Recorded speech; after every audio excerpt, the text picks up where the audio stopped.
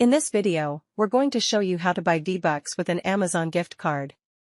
Make sure to watch until the end so you don't miss any steps. If you have an Amazon gift card and want to purchase Vbucks, you can't use it directly on the Fortnite website. Instead, you can buy Vbucks gift cards from Amazon. Here's how. Open the Amazon website and sign into your account. In the search box at the top, type Vbucks. You'll see various Vbucks gift cards. Choose one that fits your budget. For example, you might see a card for 1,000 Vbucks. Select the gift card you want, click Buy Now, and complete the purchase using your Amazon gift card. Once you've bought the Vbucks card, go to the Fortnite website and sign into your account. Enter the gift card code in the box provided and click Redeem. That's it.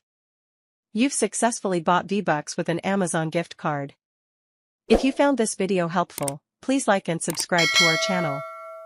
Don't forget to hit the notification bell to stay updated on our latest videos.